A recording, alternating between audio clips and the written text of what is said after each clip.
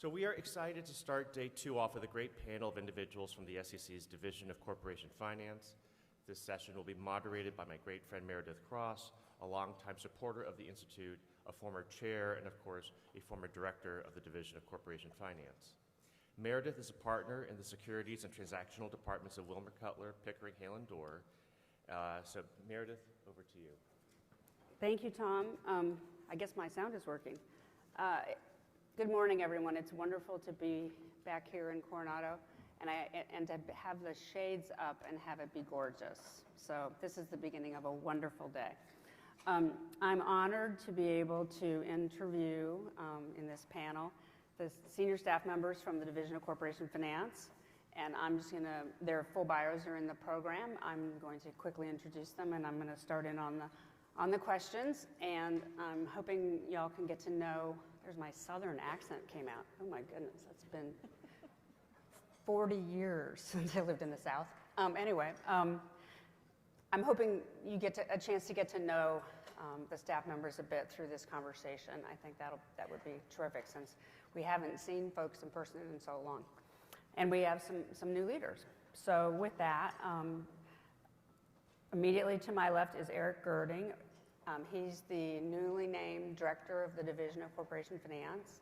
And we're very excited and lucky that he's in role so that the division can continue with its very busy agenda and under great leadership. So Eric, welcome. Next up, we have Cicely Lamothe. I've interviewed Cicely multiple times now at these kinds of events, and she's a terrific staff member who is the acting deputy director for disclosure in the Division of Corporation Finance and has been at the SEC for many, many years, and including when I was there. And then we are very lucky to have with us Michael Seaman. He's the chief counsel of the Division of Corporation Finance and also worked with me when I was there, and delighted to have him here. So with that, we'll start into the questions. If you want to do disclaimers first. Sure. So first of all, thank you to Northwestern and to Tom Kim for putting on a great conference. It's my first time here, and I can't tell you how important I see this as an opportunity to interact with you all and to listen and have conversations. So thank you to Northwestern and Tom. Thank you to, obviously, to Meredith, one of my predecessors, for agreeing to interview us. We do have to give the normal disclaimer. Any of the remarks that Cicely, Michael, or I share today represent our individual views and not the views of the commission, the chair, any of the other commissioners, or the staff. So there we go. There you go. And I have to say, this morning session doesn't usually have this turnout, so this is terrific. It's early for this many people to come, so thank you for coming. So I'm going to start off with a very general question for Eric. Since folks here don't really know Eric, you recently have assumed the role of director of the Division of Corporation Finance. Technical correction, I'm not director until Saturday. I know, I'm sorry. Yeah, you're going to recently assume. Okay. You are very soon going to Right. assume. You've been named. We'll go with that. You've Yes. been named the new director. Anyway, so first of all, I want to say congratulations. Thank you. It's the most wonderful job I've ever had. And I'm sure you're going to love it. It's hard. You work harder than you've ever worked in your life in that job, but it's really it's meaningful to get to do that work. So, congratulations.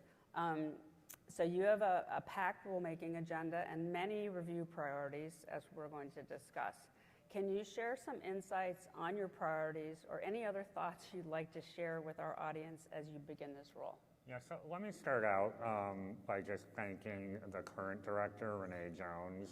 Renee and I have grown very close over the last year and a half. She's an amazing securities lawyer. She's an amazing professor. She's not flashy. She does not self-promote very well. So I think there's an enormous debt of gratitude that I owe, the staff owes, and I think the public owes to her for her very quiet and understated public service. So, yeah, let's. I had the privilege of got to interview her several times, and absolutely wonderful, delightful person, and very dedicated public servant. So I'm glad you And thanked she her. does a lot of work behind the scenes that is just like, never going to be seen by the public, but I think, just an amazing public servant.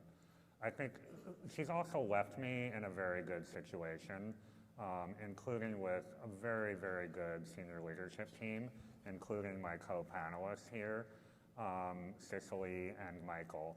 And I'm gonna make them blush a little bit, right? So like we have talking points that like we prepared, but like I never stick to them. Oh, gosh.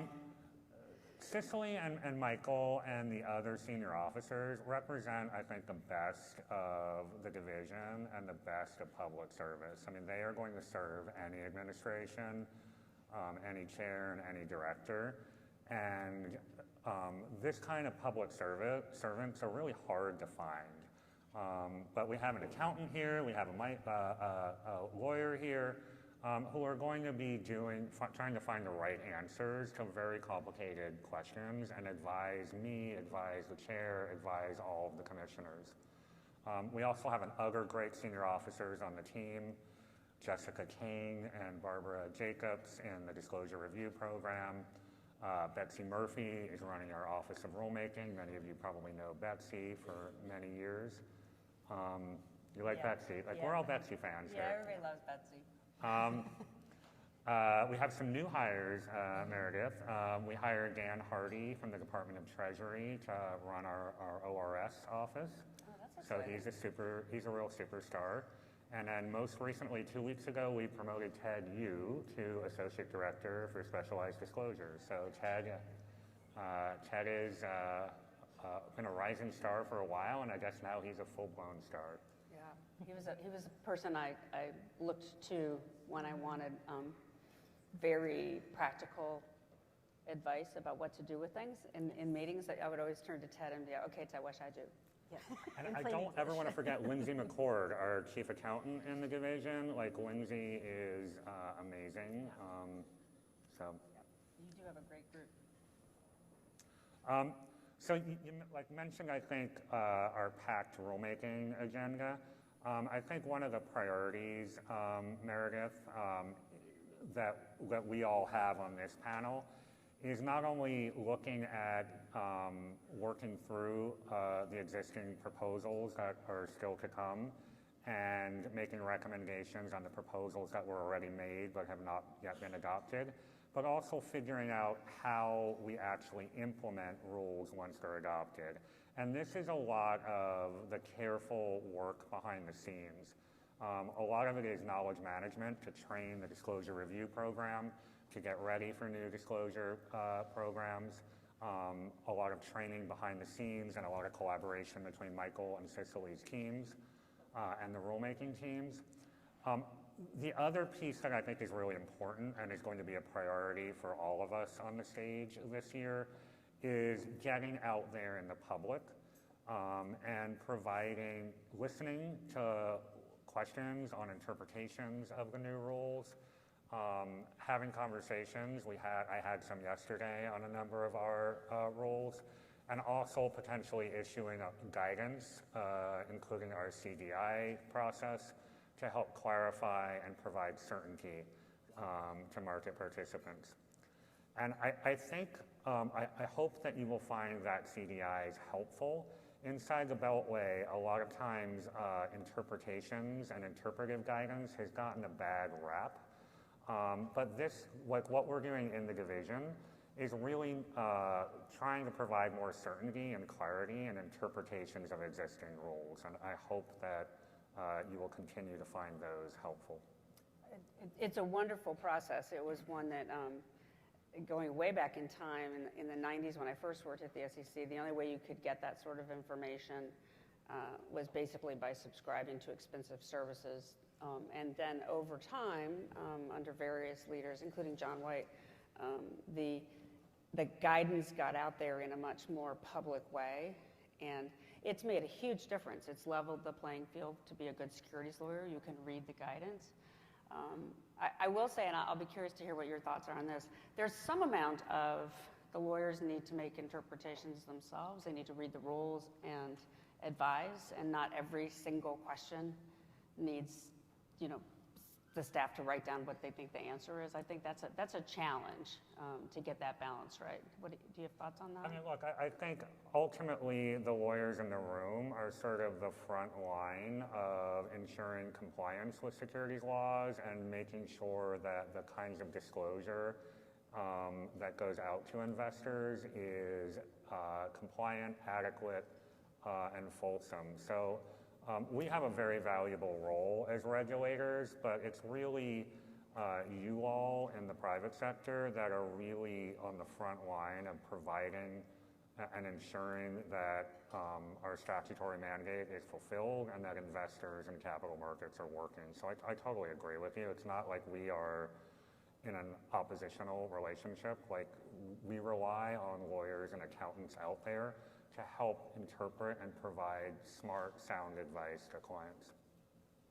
There's a lot of, obviously, some new rules that have been adopted, and I know, I'm not pressing you for dates, but I know people are continuing to push on when's there going to be interpretations, and I'm sure that we will see them when we see them. Yeah, I mean, we heard yesterday in the panel last night a lot of questions on 10b5-1 effective dates, so I will take that back to the staff, and we will be on the lookout for what we can say about that and providing a little bit more clarity on effective dates and compliance dates. I think that would be really helpful. I think the one thing that will be interesting for you to observe in your new role is the amount of effort that goes into trying to get it right when the new rules come out, and people really, you know, hunker down and try to understand them, particularly when they're very detailed, is quite, it's a great effort by the practicing bar and by in-house counsel, and so doing it collaboratively with the staff is very helpful. So we appreciate that very much. Can I make one plug before I forget, Meredith? Please do. Like, I am kind of here on a sales pitch as well. Yeah. And this is your panel. Yeah. I mean, the good news here is this is the panel for you three to tell us what you want to tell us. Like, one other priority before we sort of get into actual rules and DRP priorities is really building the human capital of the division. It's not something that I expect is going to get headlines for me or for the division, but it's really, really important. So we're going to spend a lot of time training our existing lawyers and accountants, but, and here's the pitch, we are hiring, right? So we do need talented lawyers and accountants to come in the division and be sort of the next generation of Cicely's and Michael's. This is really critical to making our division work, frankly, to making capital markets work. It's a great place to work. It's extremely interesting. Like, Renee's phrase is never a dull moment. And that's really true. Like, I don't think I've been bored one day that I've been on the job so far. So if you know good lawyers and accountants in your accounting firm, your law firm, like, think about advising them to spend some time or spend a whole career in the commission. Like, it's fun, it's extremely important what we do in terms of investor protection, capital formation, fair and orderly markets. We need really talented people, and that is one, I think, of the real blessings of my job, is just being able to see public servants like work and practice their craft at the highest level. Well, and I'll make a plug, since it made such a difference to my career. You know, I went there first in 1990 when I was like 32 years old or something like that, and stayed 8 years, and then went back, 11 years later. And the SEC is the place you can learn more than anywhere in any career ever, and it's the ultimate meritocracy. That was the thing that I found the most exciting. You work hard and you do good work, and you're recognized, and you move up. And it's a wonderful, wonderful place. I'm very, obviously I'm going on too much, but it is, I'll make a plug for it too. The SEC needs great people, and I do hope people will consider coming there, because there's been, it's been a lot of turnover. The pandemic has changed a lot of things, and I think it's a great opportunity if anybody is willing and interested. Can I play law professor and call on people in the audience? John, you're gonna like proselytize too for like SEC careers too, right? Like, okay. Yeah, like I'm still like a law professor at heart. So like if you're falling asleep out there, I will call on you, including in the back bench. All right. Let's see. On the,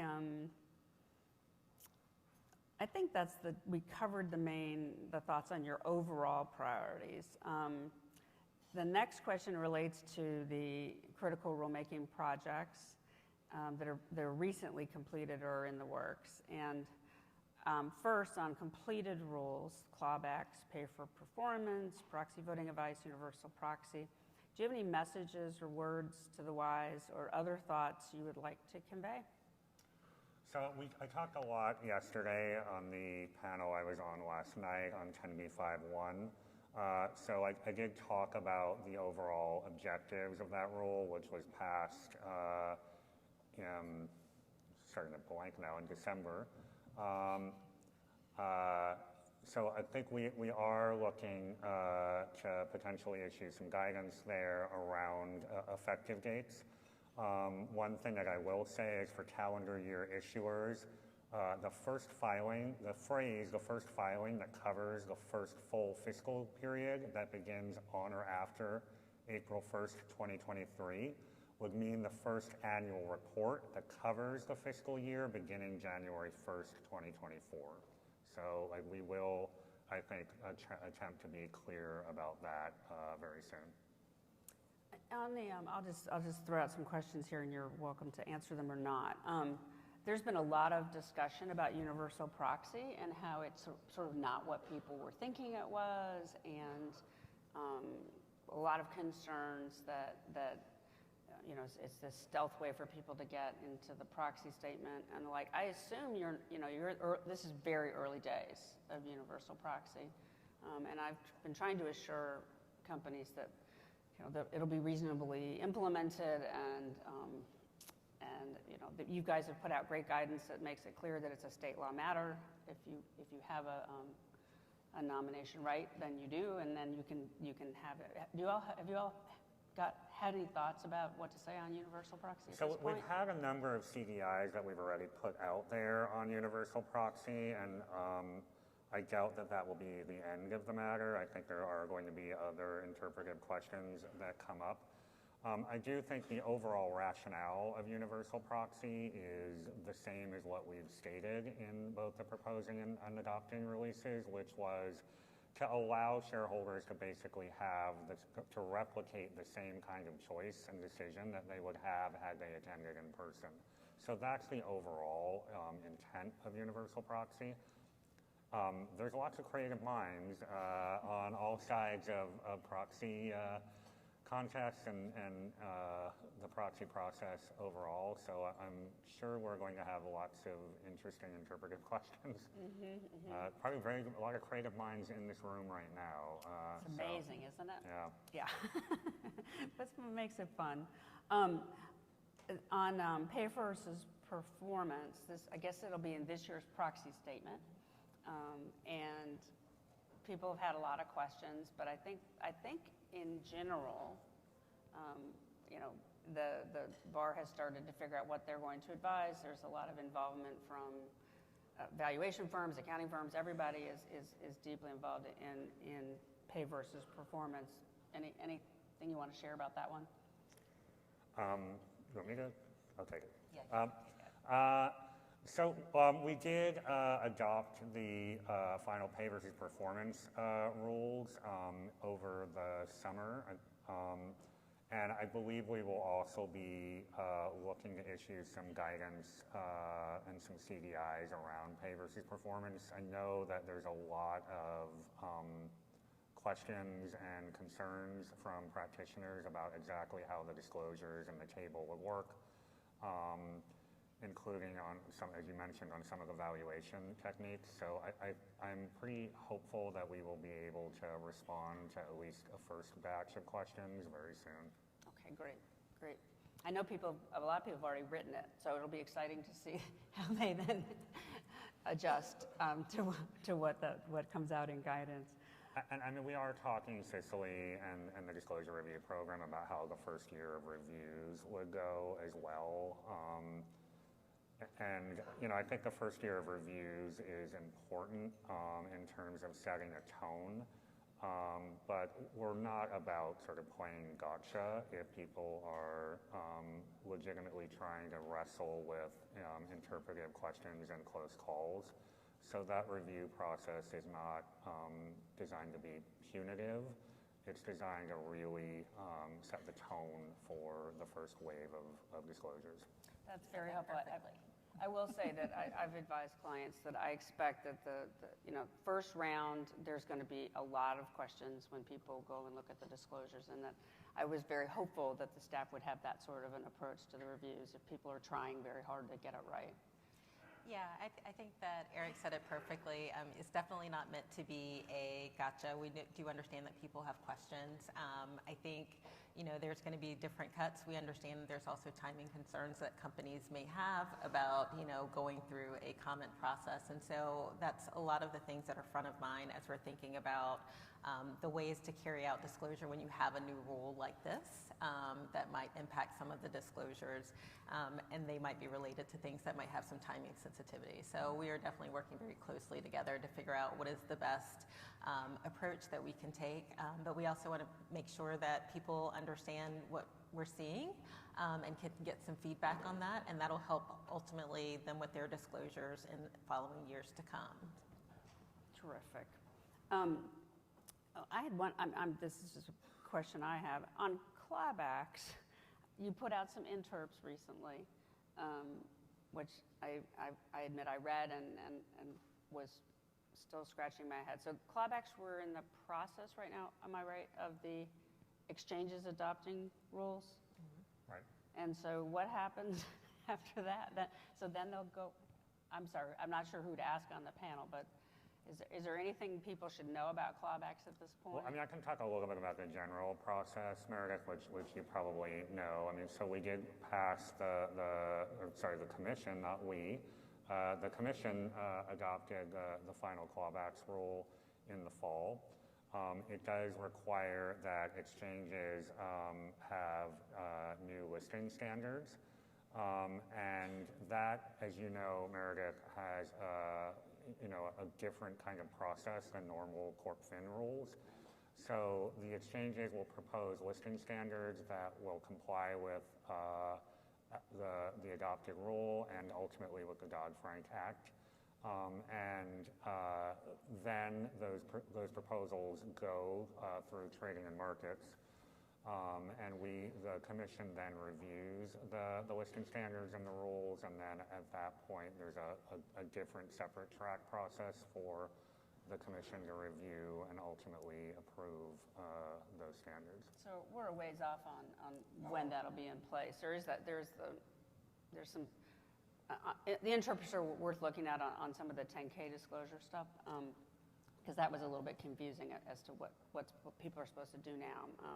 I don't think we need to get all the way into the weeds on that unless you're... Well, I think we've gotten a number of interpretive questions on clawbacks as well, and again, I hate to sound like a broken record. Like, we are looking to issue interpretive guidance where helpful to really get folks thinking about how to actually implement the clawback standards and how to advise issuers and boards. One of the things that's very gratifying to hear yesterday, Meredith, is how hard a lot of lawyers and advisors are working with issuers and boards behind the scenes. I will note that after the listing standards become effective, there's an additional 60-day period to have recovery policies that are consistent with the listing standards. But it's good to hear that folks are already thinking far ahead and that well-advised issuers are already thinking of how the rules would look like and providing us feedback and starting the dialogue. That's terrific. I mean, everyone in the audience knows this is a very complicated topic because companies have these policies for various reasons already. And then trying to have your policies sync up with the new SEC rules. and still be able to attract and retain people is the goal here. You need to have appropriate clawback policies to satisfy all your different needs, and it requires a lot of board oversight and some very good counseling from lawyers like those in the room here. So I think it's encouraging. And I think we can provide a little bit of advanced feedback. So the checkbox number 1 disclosure, we wouldn't require that to be made until it's necessary to comply with all of the other disclosures. We don't expect compliance with this disclosure requirement until the issuers are required to have a policy under the applicable exchange listing standard. So we are being thoughtful in terms of when we would expect some of the disclosure requirements to kick in. That's terrific. Thank you. So before moving next to Cicely, Eric, one more round of questions. On the rules that have been proposed and adoptions pending, there's cyber disclosure, climate disclosure, share repurchases, SPACs, 1408 amendments, beneficial ownership reporting. We've all been busy reading these. Do you have any key issues or points you'd like to raise or share with the audience about all that very, very action-packed pending set of proposals? Yeah, we've been busy. We will continue to be busy. We'll continue to come to these conferences and talk about rules for a while. A couple of sort of, I think, high-level themes that I think it's really important when you look at this rulemaking agenda. One is that we are focused on a disclosure regime. I think there's a lot of myths and misconceptions about some of these rules that we're either trying to nudge behavior, drive certain kinds of conduct, whether it's climate risk mitigation or cybersecurity risk mitigation. That's not what we're doing in these rules. We're not looking to drive particular kinds of conduct. We're not looking to nudge behavior. We're a disclosure agency. We're staying squarely within our statutory mission and providing the kinds of information that investors are telling us they want and need to make investment and voting decisions. And frankly, dealing with the kinds of risks that companies are already and boards are already grappling with. The second sort of overall theme or point is we're always trying to find a balance between narrative disclosure and quantitative disclosure, principles-based disclosure, and more quantifiable metrics. And that's nothing new, right? I mean, that is something that the division and the commission have been doing for decades. And trying to find the right balance so that we really provide high-quality information to investors so that they can really understand what's underneath the hood of issuers.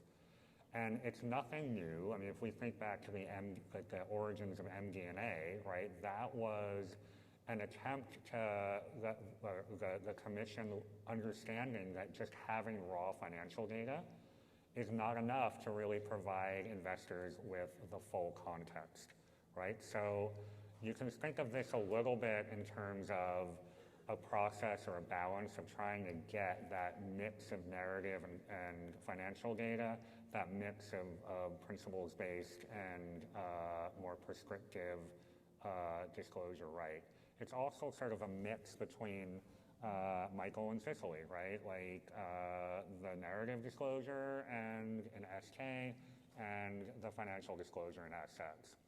So a lot of times when we're revisiting matters on which the division has already issued guidance, that's a lot of what we're doing is trying to figure out when and where is guidance not eliciting enough of the kinds of quality disclosures that investors are asking for.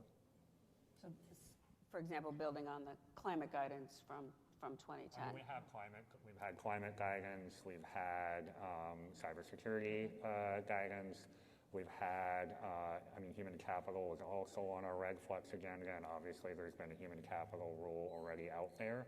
But we're looking not to just add more requirements, but to sort of get the balance right between again, narrative disclosure and metrics between principles-based and more prescriptive disclosure.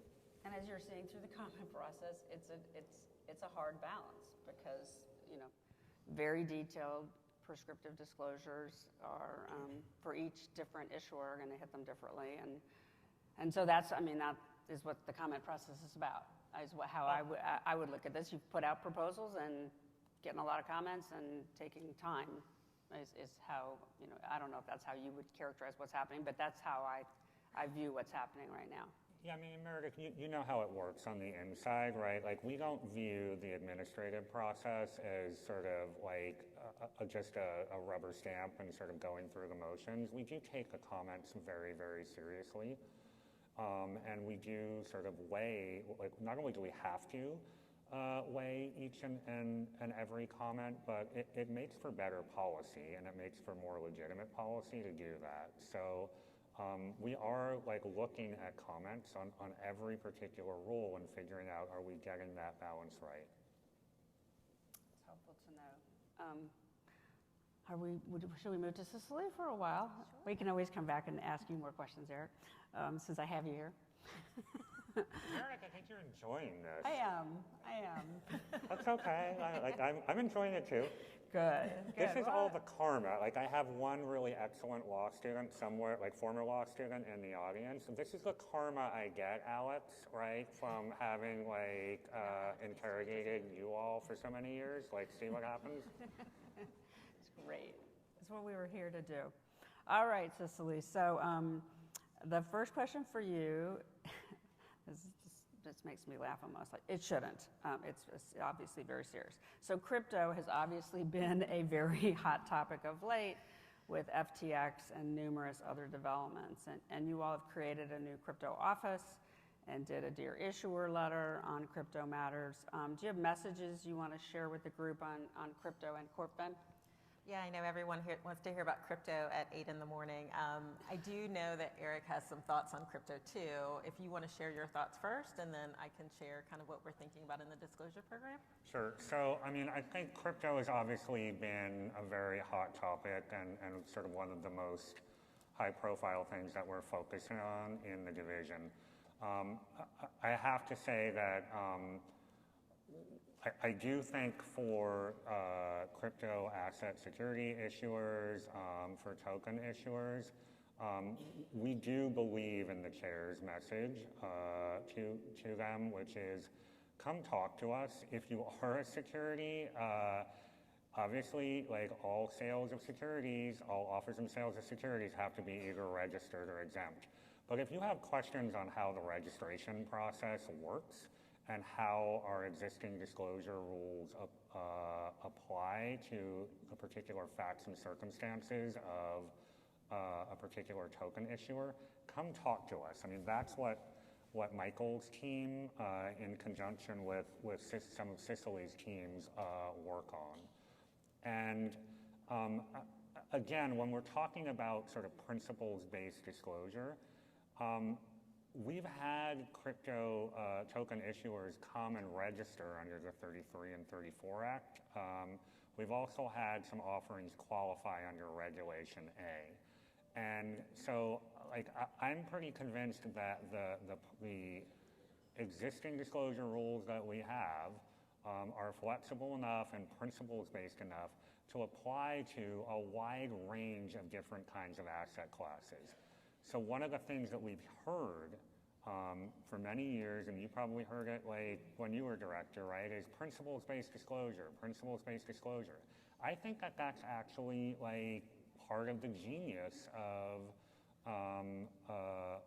our disclosure regime, is that it allows for comparisons across many different industries, many different kinds of issuers, and many different kinds of business models. So come talk to us if you're representing a client that is issuing a security or has issued a security, and we can talk about how our existing rules and disclosures apply.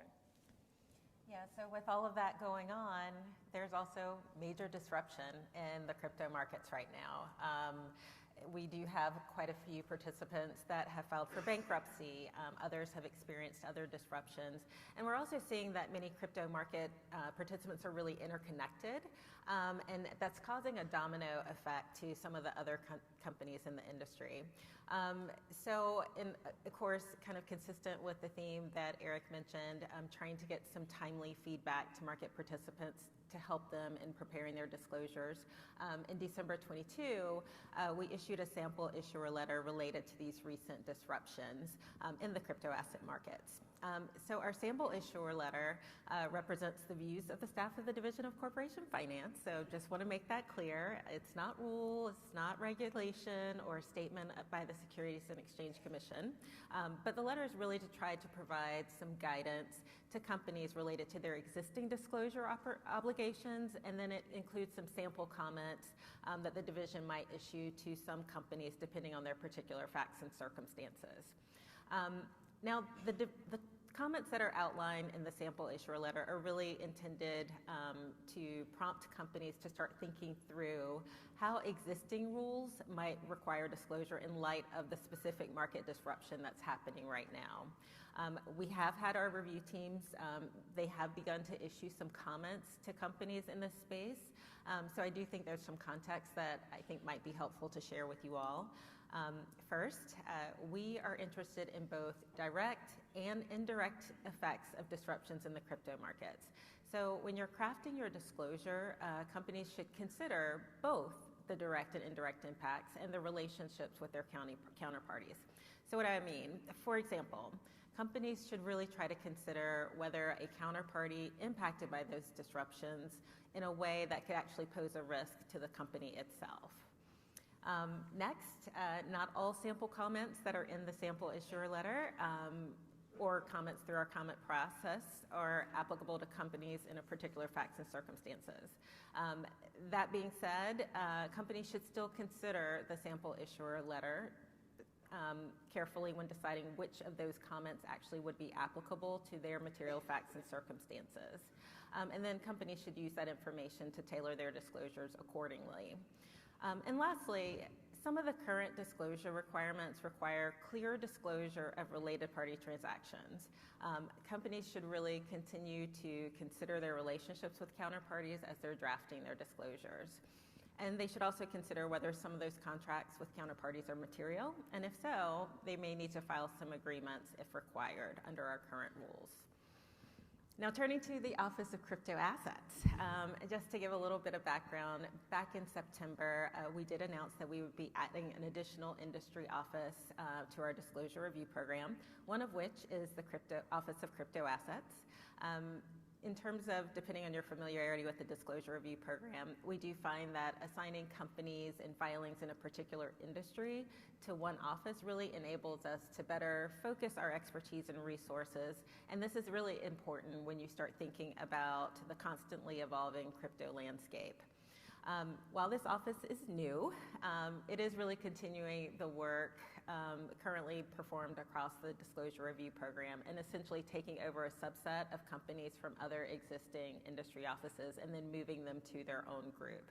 So we do expect that the review process itself to remain largely the same.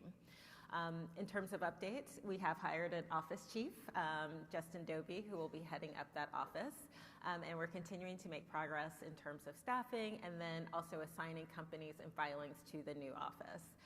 I think we talked about this a little bit on our last panel. It's not a surprise to learn that it's not many neat lines in trying to identify what is a crypto company that might come over to this office. So we continue to try to build out a framework to see what seems to make sense in that space. Can I just sort of jump in and sort of thank both Cicely and Michael for both of these things. I think both of these things, the Dear Issuer letter and the new crypto office, are examples of how the division is being very nimble and trying to provide a lot of expertise and a lot of know-how and guidance to issuers in this space. The Dear Issuer letter that Cicely mentioned, that I think was a real attempt to be very quick in terms of providing guidance and views on on disclosures in a very rapidly evolving market situation. And both Michael and Cicely were really heavily involved, and their teams in that. And the crypto office as well is another example of the division being extremely nimble, which I think was a priority for Renee and will continue to be a priority for me. So all the credit really should go to Michael and Cicely and their teams on that. So just to make sure we hear from everybody, I'm going to jump to, I'll come back to Cicely, but I'm going to jump to Michael. On the shareholder proposal season, we all know it's well underway. Do you have any thoughts you can share, Michael, about how it's shaped up and messages for practitioners in the 14A space? Sure. Of course. Before I get there, I want to say between snowstorms and COVID and government shutdowns, this is the first time I've been here in person to this conference, and I'm really happy to be here. But as a result, I wasn't up to speed on the dress code, so I didn't know that ties are not permitted. But I want to thank John White for helping me out when security was giving me a rough time this morning. Yeah, John has a tie. Anyway. Well, we appreciate the effort. Yeah. On the shareholder proposal season, I can give an update on how things are going so far.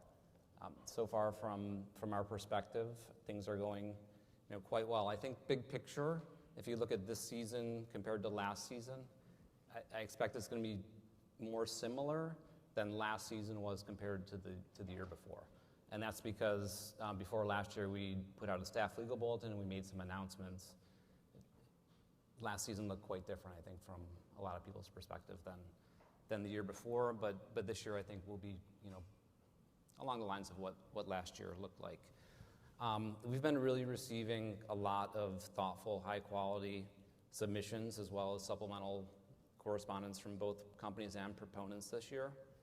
In terms of timing, submissions started coming in later this year than in the past. In fact, over the first few weeks of the season, we were running maybe 50% lower than historical numbers in terms of no action requests, and we started thinking to ourselves, are we going to have an abnormally low volume season this year? Are we going to have to send some of the people on the shareholder proposal task force, cut them loose early and send them back? And I'm sure Cicely would have been really happy if that happened, but as it turns out, that hasn't been the case because we're catching up. And right now, we're probably trending a week or two behind normal volume at this time of the year. We heard anecdotally that a number of companies push back their meeting dates, and I think that probably played into the timeline this year. So anyway, in terms of where we are this season, because of the later submission timing, we're well. We're well in advance of the midpoint in terms of the task force's responses and in terms of getting through the pile that's on our desk. We've got 196 proposals that have come in. I'm sorry. Last year at this time we had 196. This year we've got 144, and we've responded to 33 of those. So we've got quite a lot of work to do, but the season is long, and I expect we're going to be perfectly capable of getting through everything in the normal time frame and not delay companies. But companies have been really good about not pressing us too much, and print deadlines are pretty far away. But if there's any pressure that your clients are feeling, please feel free to reach out to us. I can give some numbers on the season so far. These are all as of last Friday. I already mentioned the totals. The most common bases for exclusion that we're seeing are ordinary business, procedural, and substantial implementation. And this is no surprise. That's how it is every year. Corporate governance, environmental, and discrimination, and exec comp are the most popular topics. And I think it's interesting this year we've seen some, I'll call new types of proposals. And some worth mentioning are proposals related to return to the office, return to work, or telework, remote work. A lot of healthcare-related proposals this season. Reproductive rights is one we've seen a few on. And then we've seen a number of proposals, and we haven't responded to any of these yet, that have to do with setting guardrails on proxy access bylaws. This season, we're continuing to see how the 2020 14A amendments are playing out. The 2020 amendments made updates to the ownership thresholds and to other procedural requirements. Companies are focusing on these updates, and we've been seeing an uptick in the number of procedural requests this year that we've gotten. We have 46 this year as compared to 42 all of last season. Also, under the 2020 amendments, the resubmission thresholds were increased.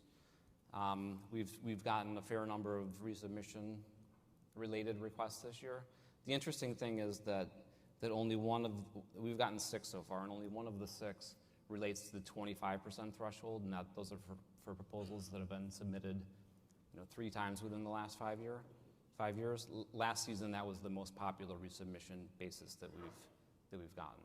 So I think that I don't want to take too much time on proposals. I know we started a little bit late, and we're about 10 minutes left, so let me send it back. I appreciate it. It's interesting, right? This year, I can editorialize a little. This year, a lot of companies are working closely with council in deciding whether or not to ask for no action because of the changes in the policies that have been implemented, and frankly, how much companies have to do at this time of year. So it'll be very interesting to see what ends up coming into you all. There's also the whole different kinds of proposals that look like something, but they're really not that. And people are really struggling with how to deal with those in the proxy statements. I know Lily Brown's panel later this afternoon is going to get into some interesting topics for the proxy statement this year. This is a challenging year for the proxy statement. So whatever you all can do to keep the trains running is greatly appreciated. Yeah, so thank you. So I'm going to switch back over to Cicely, and on the disclosure review program, everybody in the audience is pretty much impacted by the disclosure review program. I always chuckle at the idea that we all get very wrapped up in how we do our rule interpretations and the like, but basically most people's interactions with CorpFin are comments they get on their filings. That's what really matters to people the very most. So can you talk a bit about the staff priorities on the review process and any messages you want to get across to the audience on the disclosure review program? Sure. I'm always happy to talk about the disclosure review program. January marks 21 years for me in the disclosure review program, so it's clearly very near and dear to my heart. This is where you say, Eric, you don't look like you've been at the commission for 21 years. When she was a teenager, folks. So, that's okay. It's too late now. It's too late now. So you gotta like for the stand-up routine, you gotta give me a little bit of time, to hand him respond. a note. Yeah. I'll do that next time. Okay. We'll get our stick down right. for the next conference. Yeah. Right.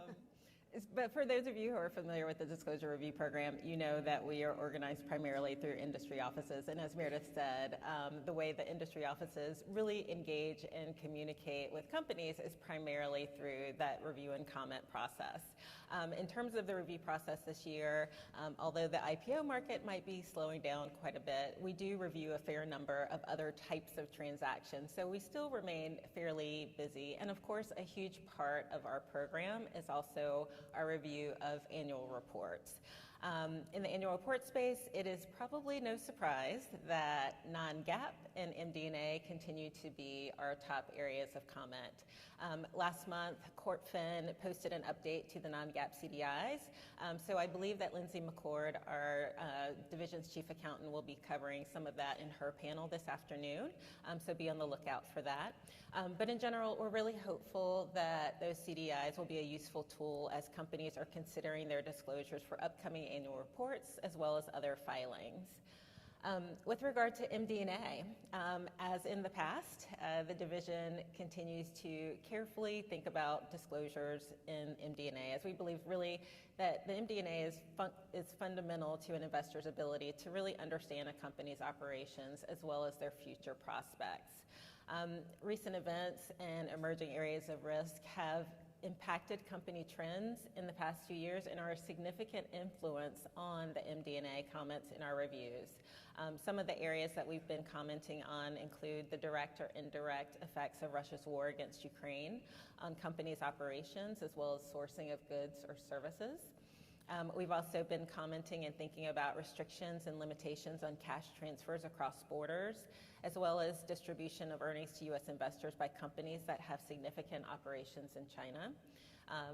Of course, climate change, lingering impacts from COVID-19, inflation, and supply chain. And in these areas, we have issued comments, but we've also shared some illustrative letters containing some sample comments on these topics, which we think will be useful as people are trying to identify issues or propose disclosures that companies might want to consider as they're preparing their upcoming reports. And they can use these sample letters even if they're not engaged in the comment process, which is part of the beauty of it. It gives a chance for companies to be proactive. Again, a reminder, if you're using some of the disclosures or thinking about some of your disclosures or comments outlined in the sample issuer letter comments, it's not exhaustive, and so it's always important for companies to evaluate whether they've experienced or been impacted by some of the matters in the sample letters, but also to make sure that they tailor any disclosures that they have to their specific facts and circumstances. So in terms of current priorities, I would say many of the topics that are raised in these sample letters continue to be areas of focus. They're continuing to influence the markets and company operations, so therefore it continues to be a priority for us. Other areas under consideration include information and disclosures related to certain newly adopted rulemakings. So we talked a little bit about pay versus performance, so we're thinking about how that may impact our disclosure review program. Corporate governance matters such as board leadership and risk oversight, which we've had a couple of conversations about. And then, of course, what I just mentioned earlier in terms of crypto-related disclosures, particularly in light of some of the current market volatility. So these are just a few of the things top of mind for the disclosure program. But remember, as a division, we are continually monitoring world events and developments and market events, and that affect reporting companies as well as their disclosure. So we really try to ensure that our disclosure program is flexible and nimble and continues to consider those impacts. That's terrific. We have just a few minutes left. I think we have 3.5 minutes left. You got a shot clock there. I know, I do. And so I thought, rather than asking any more of my long, detailed questions, I'd turn back to Eric and ask if he has any last thoughts he wants to share with us. I really think it's been great to get to know you all a bit better, and look forward to hopefully having some time to chat during the program. But anything else you want to share? I think when I'm teaching, I start with sort of what I want to cover, and then I end with the same things, and hopefully they're the same things at the beginning and end of the class. So a couple of sort of themes I want to leave you with. Again, we are, now that COVID restrictions are ending and we're going to more of these in-person conferences, we are putting a high priority on getting out in the public, having dialogues both on our rules and on our disclosure processes. We're trying to be very responsive in terms of guidance and answering questions on rules that have been already adopted, and on a lot of the market developments that are completely fluid. So like theme one, for those of you taking notes, we are open and attempting to be transparent and providing a lot of public guidance. Point two, we're trying to be very nimble, and that is, I think, a theme that you've heard from both Cicely and Michael. It's a challenge, I think, working in the commission, and it's probably a challenge for a lot of you as well, advising and thinking through securities issues in very, very fluid and often volatile markets. So we're trying to be as nimble as possible in adapting and responding to new markets. And third, the people really matter. So I promised you I would do this again, Meredith, we are recruiting. So if any of you are interested in one of the most fulfilling jobs and careers in securities law, come talk to us afterwards. Terrific. Well, so I want to thank each one of you very, very much for your time today. It's a treat for us that you came out here. This is such a special program, and the 50th anniversary is a great time to be reopened and letting you share your thoughts with the audience. And so with that, I will say that we now have a break until 9:15, and that's when we'll start again. Thank you all.